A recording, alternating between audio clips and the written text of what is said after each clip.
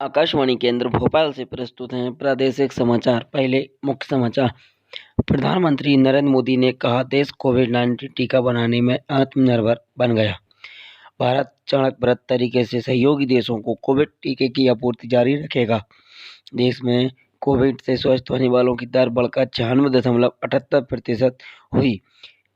केंद्र सरकार और किसान संगठनों के बीच 11वें दौर की वार्ता दिल्ली में हुई। प्रधानमंत्री नरेंद्र मोदी नेताजी सुभाष चंद्र बोस की 125वीं जयंती के अवसर पर आज कोलकाता में पराक्रम दिवस को संबोधित करेंगे। अब समाचार विस्तार से। प्रधानमंत्री नरेंद्र मोदी ने कहा कि देश में विश्व का सबसे बड़ा टीकाकरण अभियान भारत को आत्मनिर्भर बना रहा है।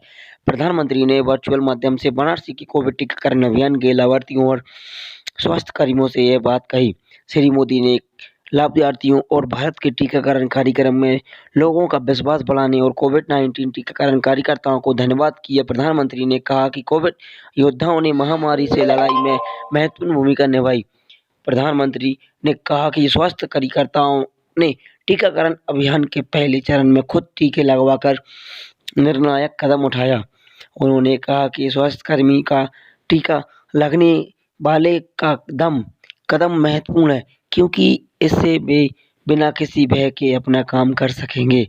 प्रधानमंत्री ने कहा कि वैक्सीन में आपात उपयोग की अनुमति देना राजनीतिक फैसला नहीं है, बल्कि डॉक्टरों और वैज्ञानिकों के साथ कई दौर के विचार विमर्श के बाद यह फैसला किया गया है।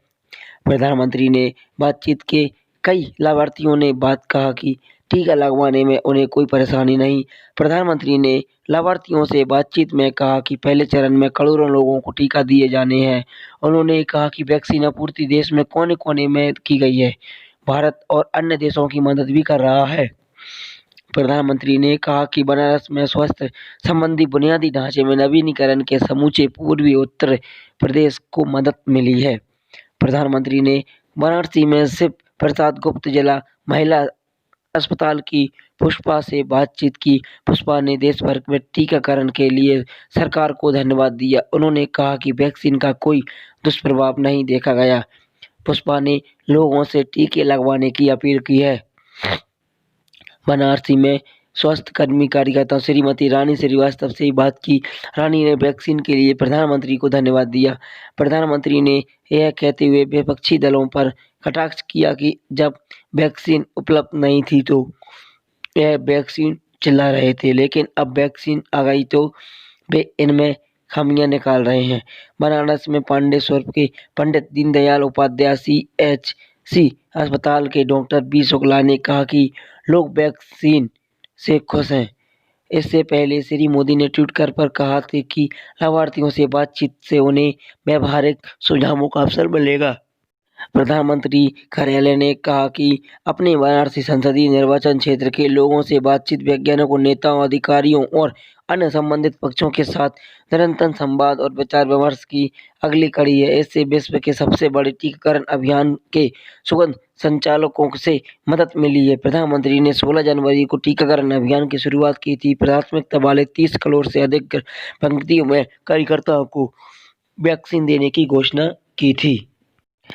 विदेश मंत्रालय ने कहा कि भारत चरणबद्ध तरीके से अपने सहयोगी देशों को कोविड-19 टीकों की आपूर्ति में आने वाले महीनों में भी जारी रहेगी। नई दिल्ली में संवाददाताओं को संबोधित करते हुए विदेश मंत्रालय के प्रवक्ता अनुराग श्रीवास्तव ने बताया कि पड़ोसी देशों को इसकी आपूर्ति करने वाले घरेलू आवश्यकताओं के लिए पर्याप्त भंडार को सुरक्षित बनाया जाएगा। उन्होंने कहा कि देश कई भारत में वैक्सीन बनवाना चाहते हैं, क्योंकि भारत वैक्सीन उपलब्ध का वैश्विक केंद्र है। प्रवक्ता ने कहा कि प्रधानमंत्री पहले ही कह चुके हैं कि भारत इस संकट में समूची मानवता के लाभ के लिए वैक्सीन उपलब्ध कराना और विपणन क्षमता का उपयोग करना रहेगा।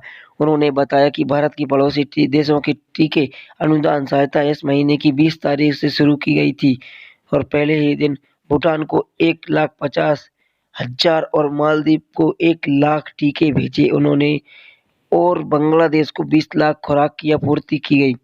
म्यांमार में के लिए 15 लाख, मॉरिशस के लिए 1 लाख और सेशल के लिए 50 लाख टीके हवाई जहाजों से भेज दिए गए हैं। उन्होंने बताया कि मंजूरी मिलने के बाद श्रीलंका और अफगानिस्तान को अनुदान सहायता के रूप में टीकों की आपूर्ति दी जाएगी।